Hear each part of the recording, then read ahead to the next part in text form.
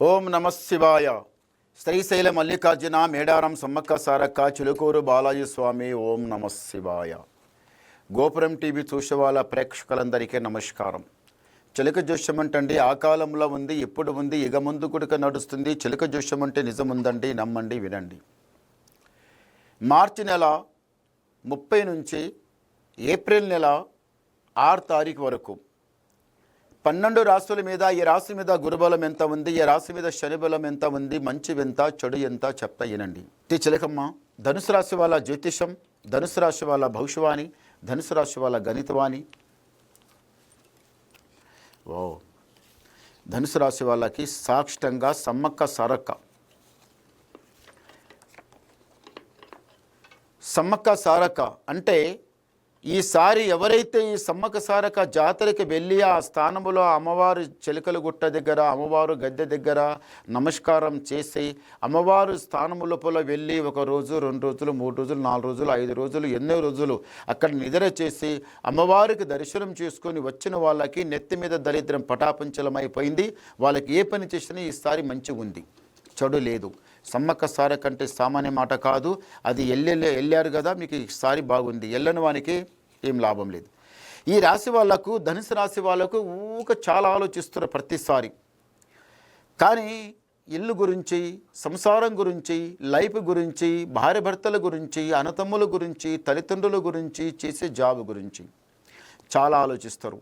ఒక్కటి కాదు, 12 రకాలు ఆలోచిస్తారు. ఇది ఎట్లయితుందో, ఏమవుతుందో, మళ్ళీ ఏమవుతుందో, మళ్ళీ ముందేం అన్నీ ఆలోచిస్తూనే ఉంటారు. కానీ ఈ ఆలోచన మీరు ఏం చేయాలంటే తొందరపడకుండా భగవంతుని ధ్యానములో ఉండి స్వామి నీదే దయమని భగవంతునిగా నమ్ముకొని నడవండి. మీకు మంచి జరుగుతుంది, మీకు జయం జరుగుతుంది. మీరు రాజా బతికేది ఉంది, అంతా మీకు జయమే జరుగుతుంది. ఇప్పుడు ఈ కాలకంటక దరిద్రం అంతా కొన్ని రోజుల నుంచి మీకు చాలా చెడ్డగా సతాయిస్తుంది. అస్సలు చేపెట్టిన పని మీకు అస్సలు కలిసి రావటం లేదు, జరగటం లేదు. దానికి ఏమంటున్నానంటే మీరు తొందరపడకుండా నిదానం చేయండి, చాలా మంచి జరుగుతుంది. ఈ రాశి వాళ్ళకి మళ్ళొకటి ఏముందంటే అందరూ నా వాళ్ళు, మా బంధు, మా బలగం అనుకుంటారు. ఎవరు కారు. స్నేహబంధము చాలా బాగలేదు. ఎవరికన్నా నమ్మి 10 రూపాయలు మీరు అప్పు ఇస్తారు, లేకపోతే ఇప్పిస్తారు.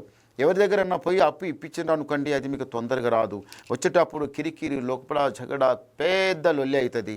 ఏం రాయాలకి ఎంత మంచిగా నమ్మితే ఇదేమిదిరా అదేమిదిరా అన్నట్టు చాలా బాధ, చాలా మనసు కలుగుతుంది. ఎట్లా ఏమని బాధ కలుగుతుంది మీ మనసుకు. మీరు అలా చేయకండి. ఉన్నంత వరకు వేయండి. ఎవరి దగ్గర పోయి అప్పు తీసుకొచ్చి వేయడం అది కరెక్ట్ కాదు, అది మంచిది కాదు. దారిద్ర గడియ మొత్తం పక్కకి జరుగుతుంది. మంచి గడియ ముందల ఉన్నది. రాజా బతుకుతారు. మీరు పై మెట్టు తప్పనిసరి లెక్కుతారు. ఇప్పుడు ఏముందంటే మాత్రం తొందర పని మీకు పడదు, నిదానం పని మీకు చాలా మంచిగా పడి వస్తుంది. మీ టైం ముందల చాలా బాగుంది. ఇప్పటికైనా కానీ మీ ఇంటి మీద దారిద్ర గడి అయితే పోలేదు. భార్య భర్త బంధం లోపల చాలా నష్ట కష్టాలు వస్తున్నాయి. అన్నతమ్ముల గుడిక చాలా కష్టాలు వస్తున్నాయి. తొందరపడకని నిదానం చేయండి. ఓం నమ శివాయ. చాలా మంచి గవ్వలు పడ్డాయి.